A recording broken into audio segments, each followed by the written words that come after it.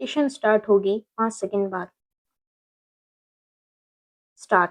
NEET प्रकरण की सुनवाई करते हुए सुप्रीम कोर्ट ने यह बिल्कुल सही कहा कि इस परीक्षा के पेपर लीक होने पर जवाबदेही तय हो। यदि ऐसा नहीं होता तो यह दुर्भाग्यपूर्ण ही होगा, क्योंकि नीट के पेपर लीक होने के कारण 22 लाख से अधिक छात्र दोबारा परीक्षा देने के लिए विवश हैं। पेपर लीक के कारण छात्रों को परेशानी उठाने के साथ ही उनके भरोसे को भी ठेस पहुंची है।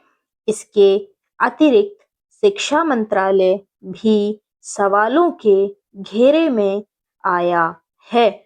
सुप्रीम कोर्ट ने मेडिकल कॉलेजों में प्रवेश की परीक्षा आयोजित करने वाली संस्था एनटीए यानी नेशनल टेस्टिंग एजेंसी को संघ लोक सेवा आयोग अर्थात यूपीएससी से सीख लेने को भी कहा। कायदे से तो इस नसीहत की जरूरत ही नहीं पड़नी चाहिए थी। एनटीए को तो यह सीख स्वतः लेनी चाहिए थी और शिक्षा मंत्रालय को देखना चाहिए था कि ऐसा हो। आखिर इस एजेंसी का गठन ही इसीलिए किया गया था ताकि वह नीरछीर ढंग से परीक्षाएं आयोजित करा सके। यह शर्मनाक है कि इस मामले में एनटीए का रिकॉर्ड अच्छा नहीं रहा। वह एक तथ्य है कि पहले भी नीट के आयोजन में गड़बड़ी हो चुकी है और मामला सुप्रीम कोर्ट तक पहुंच चुका है।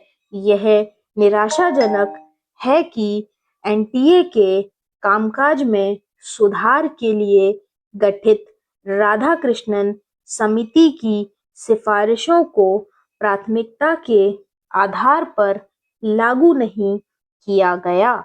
शायद इसी का दुष्परिणाम रहा कि नीट के पेपर लीक हो गए। आखिर जब राधाकृष्णन समिति ने अक्टूबर 2024 में ही अपनी सिफारिशें सौंप दी थीं, तो उन सभी पर द्रुत गति से अमल क्यों नहीं किया गया? इस समिति ने यह पाया था कि एनटीए अपने तमाम काम आउटसोर्स करती है और उसके अधिकांश कर्मचारी संविदा पर हैं। उसने कंप्यूटर आधारित परीक्षाएं कराने को भी कहा था।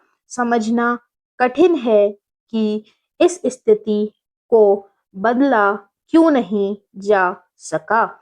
आखिर ऐसी किसी संस्था के गठन का क्या औचित्य जो अपना काम अपने स्तर पर करने में सक्षम ना हो। एनटीए को नीट जैसी परीक्षाएं कराने के लिए अपना तंत्र उसी तरह विकसित करना चाहिए था जैसे रेल मंत्रालय के आरआईटीईएस यानी राइट्स ने, शहरी विकास मंत्रालय के एनबीसीसी ने, रिजर्व बैंक एवं भारतीय बैंक संघ के तहत एनपीसीआई ने, या फिर इलेक्ट्रॉनिक्स एवं सूचना प्रौद्योगिकी मंत्रालय के अधीन भारतीय विशिष्ट पहचान प्राधिकरण ने किया है।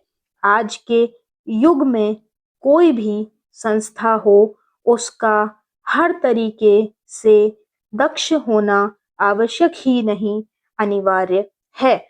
सभी संस्थाओं और खासकर एनटीए को तो आधुनिक तकनीक से भी लैस होना चाहिए था और इसमें उसकी मदद के लिए इलेक्ट्रॉनिक्स एवं सूचना प्रौद्योगिकी मंत्रालय को आगे आना चाहिए था।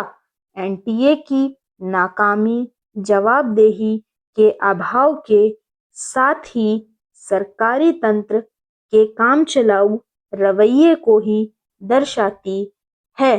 स्टॉप।